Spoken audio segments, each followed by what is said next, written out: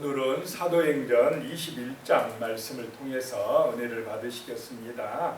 이제 바울이 예루살렘까지 가서 선교 보고하는 그런 말씀들이 나오고 있습니다. 1절에 보면 우리가 그들을 작별하고 배를 타고 바로 고스로 가서 이튿날 로도에 이르러 거기서부터 바다라로 가서 그랬습니다. 밀레도에서 에베소의 장로들을 불러서 고별 설교, 마지막 설교를 하고 그 소아시아의 밀레도를 떠나게 됩니다. 거기서 작별하고 배를 타고 그 이제 밀레도 해안, 터키 남쪽 해안을 타고 배를 타고 가는데 중간에 고스라는 섬에 들리고 또 그 이튿날에는 로도라는 섬에 들리고 그 섬에 들려서 거쳐서 이제 바다라라고 하는 항구에 도착했습니다. 이 바다라는 또 좀 큰 항구인데 여기서 이제 그 팔레스타인 지역, 이스라엘에 있는 지역까지 큰 배가 가는 그런 항구였습니다.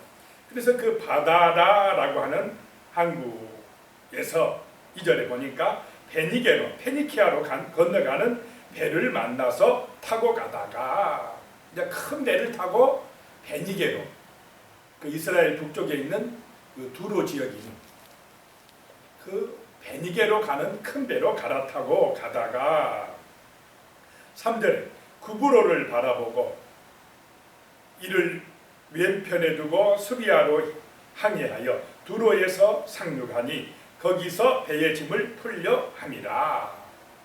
배를 타고 가는데 구브로 섬이 나옵니다. 구브로 섬은 바울과 바나바가 최초로 선교 여행하면서 전도했던 섬. 그 구브로 해안을 끼고 수리아로 항해해서 마침내 두로에 도착했다라고 하는 것입니다. 이 두로는 그 페니키아 지역입니다. 이스라엘의 북쪽 지역에 위치한 두로 항구에 도착을 했습니다. 4절에 보면 제자들을 찾아 거기서 1일을 머물더니 그 제자들이 성령의 감동으로 바울더러 예루살렘에 들어가지 말라 하더라. 두로에 있는 제자들이 기도하다가 성령의 감동을 받았습니다. 그러면서 이야기를 합니다. 지금 예루살렘에 올라가면 안 됩니다. 위험합니다. 라고 이야기를 했다는 것입니다. 5절에 이 여러 날을 지낸 후 우리가 떠나갈새 그들이 다 그 처자와 함께 성문 밖까지 전송하거늘 우리가 바닷가에서 무릎을 꿇어 기도하고 그랬습니다. 가지 말라고 하는데도 바울은 어떻게 합니까? 지금 그래도 나는 예루살렘으로 가야 된다 하니까 거기에 있는 제자들, 그 성도들이 바닷가까지 나와가지고 전송하는데 같이 무릎을 꿇고 그 바닷가에서 기도했다라고 하는 것입니다. 얼마나 감동적입니까? 6절입니다. 서로 작별한 후 우리는 배에 오르고 그들은 집으로 돌아가니라. 두로에서 배 타고 남쪽으로 내려옵니다. 지중해 남쪽으로. 그래가지고 지금 예루살렘을 향하여 가는 것입니다. 내려오다가 7절에 두로를 떠나 항해를 다 마치고 돌레마이에 이르러 형제들에게 안부를 묻고 그들과 함께 하루를 있다가, 돌레마이는 두로에서 남쪽으로 한 35km 지점에 있는 조그마한 항구 도시입니다. 거기에 이르러 형제들과 함께 하루를 있었다라고 하는 것입니다. 8절에 이튿날 떠나 가이사라에 이르러 7 집사 중 하나인 전도자 빌립의 집에 들어가서 머무르니라. 돌레마이에서 또 남쪽으로 한 약 50에서 60km 정도의 항구 도시가 가이사라 항구입니다. 이 가이사라는 굉장히 큰 도시였습니다. 당시 로마의 총독이 거하는 군사 도시, 로마 군대가 주둔하고 있던 큰 도시 가이사라에 이르렀는데 거기서 누구를 만났다고요? 전도자 빌립을 만났다라고 하는 것입니다. 스데반이 죽을 때에 흩어졌던 사마리아 전도를 했던 이 전도자 빌립이 여기 지금 가이사라에 와 있었던 것입니다.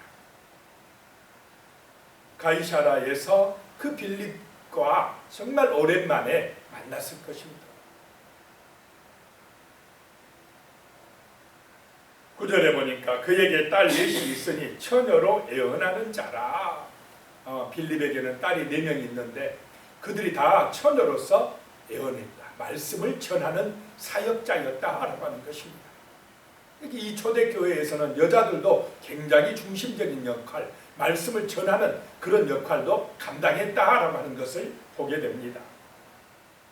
10절에 여러 날 머물러 있더니 아가보라 하는 한 선지자가 유대로부터 내려와.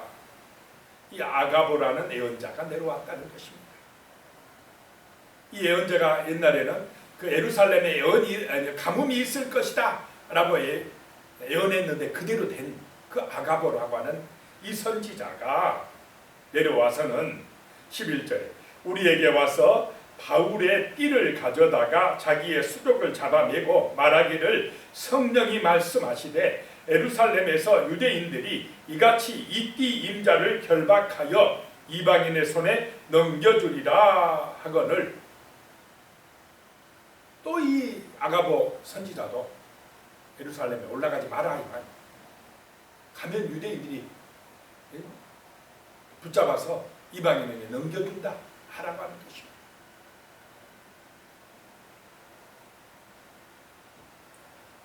자, 그래서 12절에 우리도 누가를 포함한 그 같이 함께 가는 제자들도 그 말을 듣고 그곳 사람들과 더불어 바울에게 예루살렘으로 올라가지 말라 권하니. 위험하다는 것입니다. 13절에 바울이 대답하되 여러분이 어찌하여 울어서 내 마음을 상하게 하느냐. 나는 주 예수의 이름을 위하여 결박당할 뿐 아니라 예루살렘에서 죽을 것도 각오하였노라 하니. 십자가를 짊어지러 예루살렘으로 올라가는 누구 같습니까? 예수님 같습니다. 함께하는 제자들은 울면서 가지 말라 합니다. 가면 죽습니다. 그런데 바울은 이때 예루살렘에 꼭 올라가야 된다라고 하는 그 하나님 앞에서의 신앙의 결단이 있었습니다. 주 예수의 이름을 위하여 나는 결박당할 뿐만 아니라 예루살렘에서 죽을 것도 각오하였다. 바울의 삶은 오직 누구를 위한 삶입니까?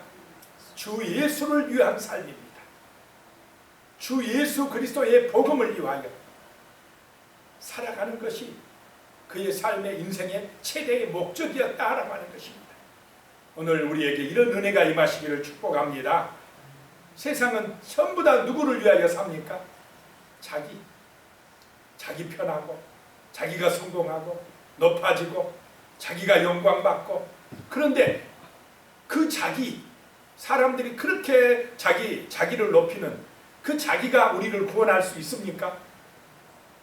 우리를 죄와 사망에서 건져낼 수가 있겠습니까? 내 힘으로 내가 구원받을 수만 있다면, 내 능력이 하나님의 능력이 될 수 있다면 나를 높이고 영광받아도 되지만은 내 힘으로는 구원의 길에 이를 수가 없다는 것입니다. 우리가 구원받을 수 있는 그 이름은 우리의 죄가 사함받고 부활의 새 생명을 얻고 천국에 들어갈 수 있는 유일한 이름은 주 예수의 이름뿐인 줄로 믿으시기 바랍니다. 주 예수를 위하여 살아야 우리가 하나님의 자녀가 되고 영원한 생명을 얻고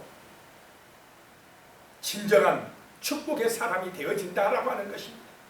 그래서 주 예수를 위함이 핍박도 받고 어려움도 당할 수 있지만, 그러나 그것이 진정으로 우리를 위함이요 영원한 생명을 얻는 길인 줄로 믿으시기 바랍니다.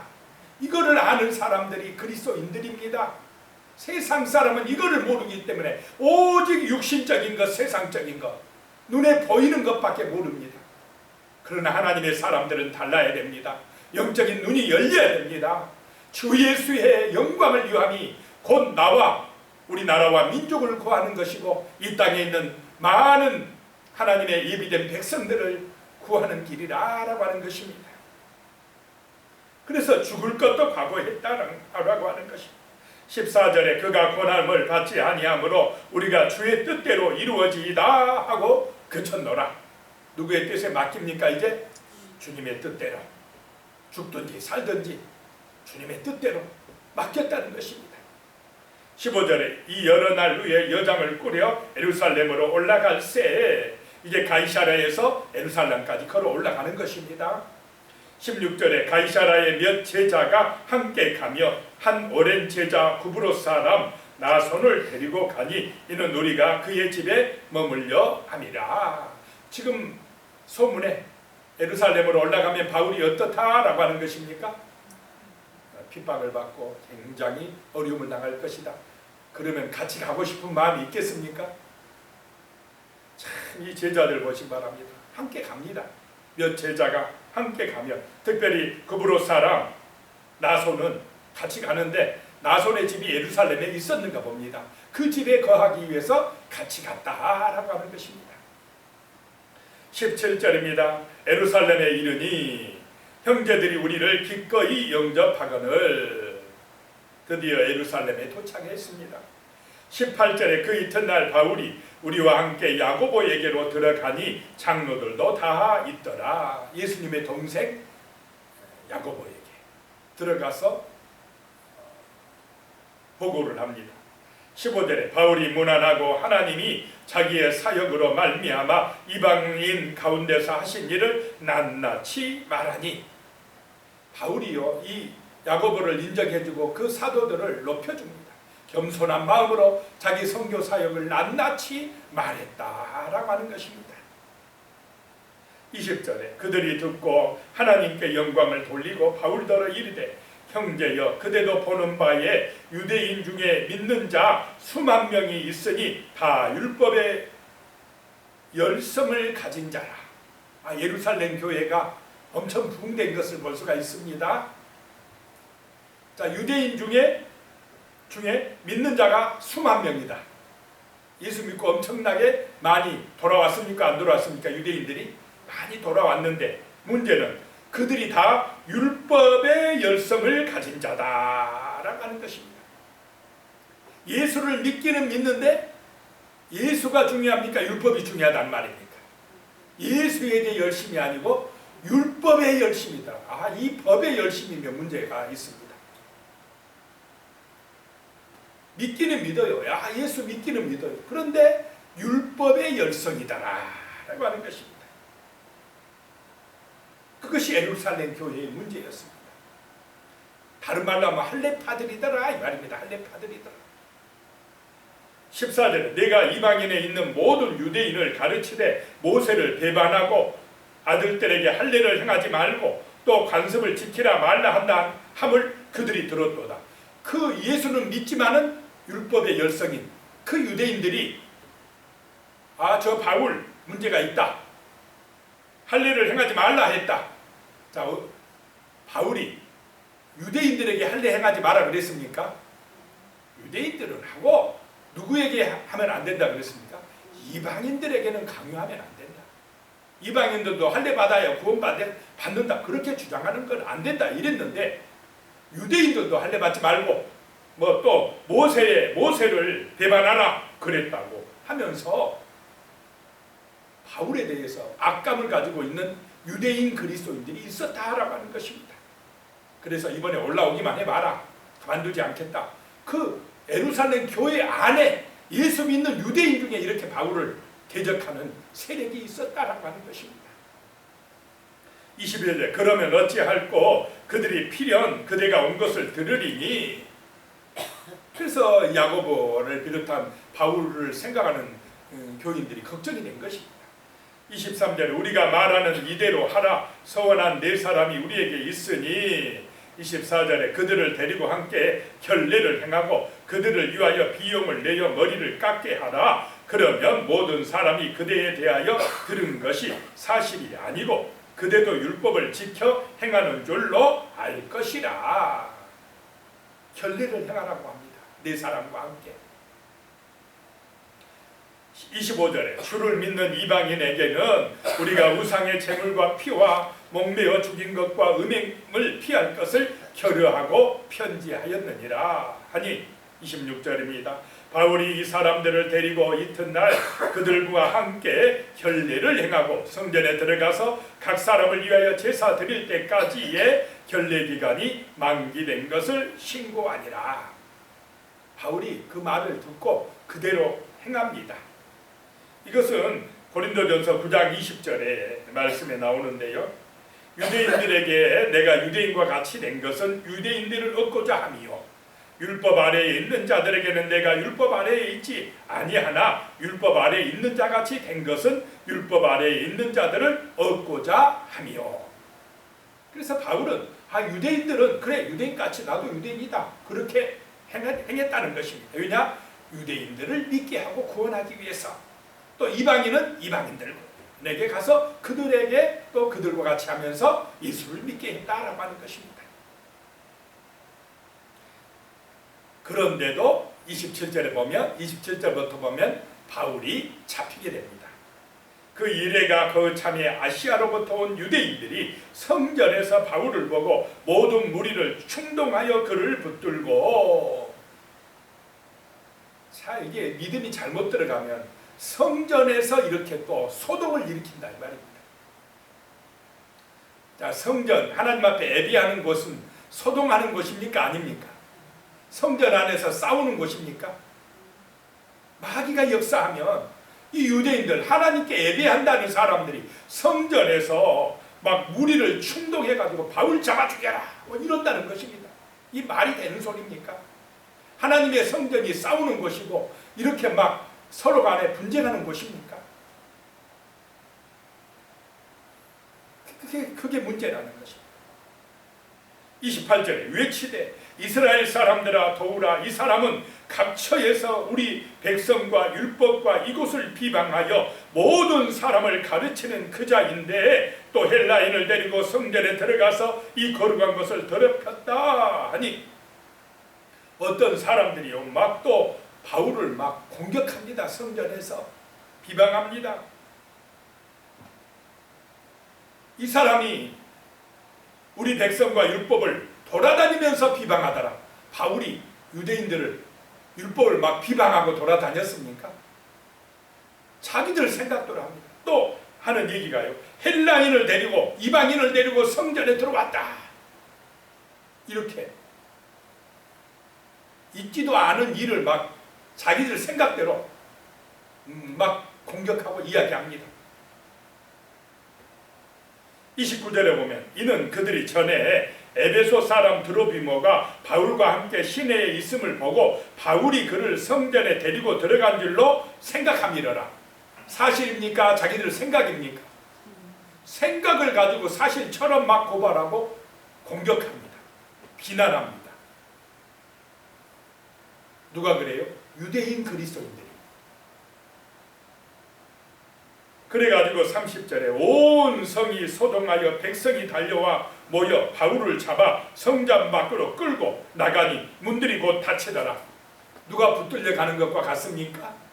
예수님이 붙들려 가는 것과 같습니다. 지금 바울은 예수님의 길을 가고 있습니다. 십자가의 길을 따라가고 있는 것입니다. 31절에 그들이 그를 죽이려 할 때에 온 예루살렘이 요란하다는 소문이 군대의 천부장에게 들리매 32절입니다. 그가 급히 군인들과 백부장들을 거느리고 달려 내려가니 그들이 천부장과 군인들을 보고 바울을 치기를 그치는지라. 막 그 천부장이 와서 일단 그쳤다는 것입니다. 33절에요. 이에 천부장이 가까이 가서 바울을 잡아 두세 사슬로 결박하라 명하고 그가 누구이며 그가 무슨 일을 하였느냐 물으니 34절입니다. 무리 가운데서 어떤 이는 이런 말로 어떤 이는 저런 말로 소리치거늘 천부장이 소동으로 말미암아 진상을 알 수 없어 그를 영내로 데려가라 명하니라. 어떤 사람이 이런 말하고 저런 말하는데 말이 안 맞아요. 일단 천부장이 잡아들여라 라고 합니다. 35절에 바울이 층대에 이를 때에 무리의 폭행으로 말미암아 군사들에게 들려가니 얼마나 두들겨 맞았는지 걸어갈 수도 없으니까 이제 들고 간다, 실려간다 알아가는 것입니다. 36절 이는 백성의 무리가 그를 없이 하고자 외치며 따라가미러라. 바울 죽이라 죽이라 하면서 막 따라간다 알아가는 것입니다. 외치면서 따라간다는 것입니다. 37절입니다. 바울을 데리고 영내로 들어가려 할 그때에 바울이 천부장에게 이르되 내가 당신에게 말할 수 있느냐? 이르되 내가 헬라 말을 아느냐? 38절에 그러면 내가 이전에 소요를 일으켜 자객 4,000명을 거느리고 광야로 가던 애굽인이 아니냐? 천부장은 바울을 애굽인으로 착각하고 있습니다. 39절에 바울이 이르되 나는 유대인이라 소읍이 아닌 길리기아 다소시의 시민이니 청컨대 백성에게 말하기를 허락하라 하니 지금 죽도록 두들겨 맞아가지고 죽어가면서도 내가 백성에게 말씀을 전하게 해달라라고 하는 것입니다. 40절에 천부장이 허락하거늘 바울이 침대 위에 서서 백성에게 손짓하여 매우 조용히 한 후에 히브리 말로 말하니라. 바울의 설교가 시작됩니다. 기도하겠습니다. 하나님 아버지, 오직 주 예수의 이름을 위하여 살아가는 바울, 예수를 위하여 죽을 것도 각오했다고 고백하는 바울입니다. 주여, 정말로 주 예수의 이름, 그 거룩하신 이름만이 우리를 구원으로 생명으로 인도합니다. 주여, 많은 사람들은 자기만을 위하여 살아갑니다.